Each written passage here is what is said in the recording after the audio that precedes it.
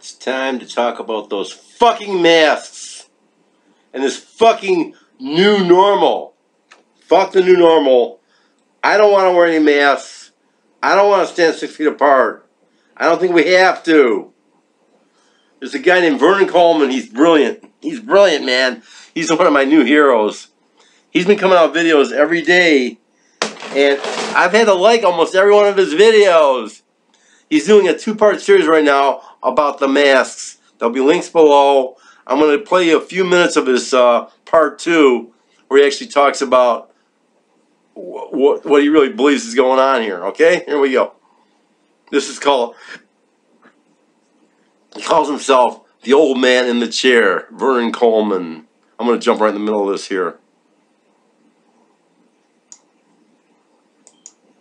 And so, as Sherlock Holmes might have said, when you have excluded all the possibles, the only thing left is the impossible. The whole thing was planned. And it has, I suspect, been planned for a long time, for years. Bit by bit, our freedom and our privacy have been taken away. Gradually, almost imperceptibly, our rights have disappeared, and the state has grown larger and ever more intrusive. I was saying that in the video I did the other day. I said, you know, they worked it in us. You know, they started with like the TSA. They started like, you know, pushing us around, punching us in the balls. I had a guy fucking hit me in the balls. I almost fucking fell over because I didn't want to go through the X-ray thing because I have leukemia and shit. So I don't want to go through the X-ray. So the guy he fucking punched me in the fucking nuts hard on purpose. He gave me this grin like fuck, like as if they're just trying to dominate you. They're trying to tell you something. And this guy, I watch what he has to say about this. I will deal with what I think is happening in future videos, which I'll intersperse with videos on other topics, because it's going to take some time to unearth the truth and to find out what's really going on. But today I want to stick with why they want us to wear masks, when there doesn't seem to be any need to wear them, when there's no medical evidence that they do any good, but there's real evidence that they do harm. By the way, he's a doctor. He's a physician, okay? He knows what he's talking about. The death rate from the bug has fallen considerably in recent weeks.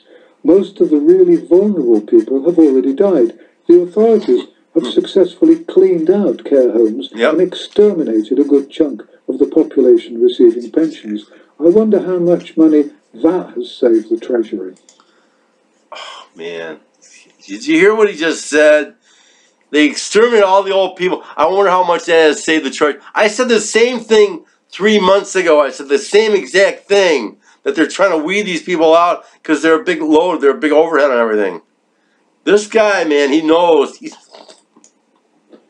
Moreover, the lockdown is now killing so many people that even if the number dying from the bug were to double in the next month, the total would still not come anywhere near to the total who die every year from the flu, when you add on the number who've died because of the lockdown. Mental illness, anxiety and depression will be the new pandemics. The government admits that the number dying from the ordinary flu has fallen. What a surprise that is. But they cannot tell us how many have committed suicide, since we were all put under house arrest. They can, on the other hand, seem to be able to tell us precisely how many people died of the plague in Birmingham last Wednesday afternoon, and they're controlling the figures so effectively and so precisely that they can probably tell us exactly how many people are going to die in Birmingham next Wednesday afternoon. And the numbers he's getting come from the Royal College of London, which is owned by fucking Bill Gates. He bought that shit out. If there's a second. He bought that and Johns Hopkins University. He bought those two out. He donated like $500 million to each of them. Those are the ones that are doing all the numbers. They're all going through Bill Gates' numbers here. Wave of infections, then we can be damn sure it'll be deliberate. Bugs of this kind usually become weaker with time and far less virulent in warm weather. So did you hear what he said? He said if there's a second wave, then you know it's bullshit, because the viruses don't do that. They would actually be dying out in this weather right here, in warm weather. Over recent years, we've seen our privacy and our freedom gradually disappearing. Our rights have all but disappeared as the state has taken over responsibility for everything we do. We have seen the truth suppressed, and we've seen those who dare to speak out demonized, monstered, and silenced. We've seen the introduction of smart meters for electricity so that they can cut off our energy supplies whenever they want to. The elderly have been steadily attacked and blamed for everything wrong with our society. Since I predicted that it would happen many weeks ago, it was no surprise at all to me that elderly folk have been found alone and dead in their homes. Some of them will have starved to death. We've seen the banks and the politicians pushing hard for a cashless society. Our broadcasters, particularly the BBC, produce an unending mixed diet of garbage and lies. The BBC produces dumbed-down programmes and propaganda. Children have been brainwashed in schools. Our history has been altered to fit the requirements of the politically correct. The news we see on mainstream television has been dumbed down and controlled. Our hospitals have been closed, in whole or in part, for no reason other than to keep us afraid. And, as I've shown in previous videos, we've been brainwashed by experts with their slogans and their trickery. All the things we used to enjoy and look forward to have been taken from us. We're told that sporting events, for example, may never again be possible with spectators. Theatres and cinemas will probably never reopen. Air travel has become extraordinarily complicated and will no doubt become prohibitively expensive. The closure of public loos means that town centres will die. We're told that churches are being closed and bishops are being sacked. We're being turned into a nation of drudges, broken and nervous and filled with uncertainties. And that takes us back to the masks. Why are we being told that we must wear masks, which will be especially uncomfortable in the hot weather? Well, I believe it's partly to weaken us. Wearing masks for extended periods will make us sick and probably make us more vulnerable to illness. Wearing masks can damage the immune system. Fear and stress can also damage the immune system. Don't believe anyone who tells you that is fake news, by the way. It may be inconvenient to the government and their lackeys, but it's not fake, it's science. In my first video about masks, I quoted the medical evidence, proving that it's anything but fake news. The transcript of that video will, as usual, also be on my website, as will the transcript of this video. It's all partly to dehumanize us.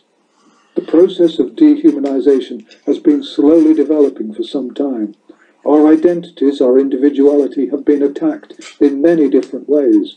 Masks help to oppress us. They take away our personality and turn us into faceless creatures. They keep us unsettled and they isolate us from one another. It's difficult to have a conversation when wearing a mask. There are no smiles to see. Good news is less exhilarating when delivered by someone wearing a mask, and bad news is far more painful when delivered by someone wearing a mask. There can be no sense of a real connection between two people both wearing masks. Hospitals, GPs, surgeries and dental surgeries will all be more frightening. Workplaces and public transport will be more depressing. Masks will create a whole range of psychological problems. So, does the government really want us to be depressed and anxious?